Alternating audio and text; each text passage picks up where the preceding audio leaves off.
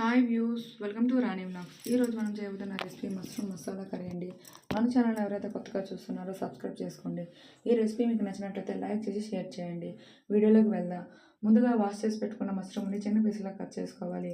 ఒక పెద్ద సైజు ఉల్లిపాయని, అలాగే ఒక టమాటాని, 2 పచ్చిమిర్చిని, కొద్దిగా కొత్తిమీరని, 4-5 వెల్లుల్లి రెబ్బలు, ఒక చిన్న అల్లం ముక్క, 10-15 కాజుల్ని, హోల్ గరం మసాలా, కొద్దిగా కరివేపాకుని ముందుగా కట్ చేసి పెట్టుకుని రెడీగా ఉంచుకోవాలండి. ఈ మసాలా కర్రీలో కాజు యూజ్ చేయడం వల్ల మనకు మసాలా అనేది థిక్గా వస్తుందండి.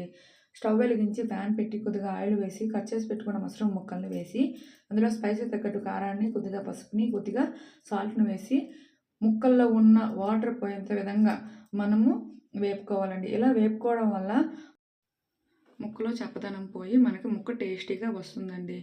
అయితే ఇలా వేపుకున్న వాటిని ఒక గిన్నెలో పక్కకు తీసుకోవాలి.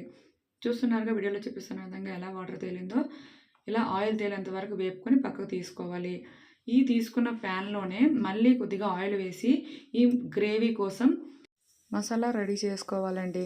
అయితే ముందుగా కట్ చేసి పెట్టుకున్న ఆనియన్స్ని, పచ్చిమిర్చిని, అల్లం వెల్లుల్లిని, కాజుని, కరివేపాకుని, హోల్ గరం మసాలాని, టమాటాని ఒక్కొక్కటి తర్వాత ఒక్కొక్కటిగా వేసుకొని అందులో ఉన్న పచ్చివాసన పోయేంత వరకు వేపుకోవాలండి. ఇలా వేపుకోవడం వల్ల మసాలా అనేది మనకి టేస్టీగా వస్తుంది. చూస్తున్నారుగా, ఒక్కొక్కటిగా వేసుకొని వేపుకోవాలి. ఇలా వేపుకున్న దాన్ని ఒక మిక్సీ జార్లో తీసుకొని చల్లార్చినాక ఫైన్గా పేస్ట్ చేసుకోవాలండి.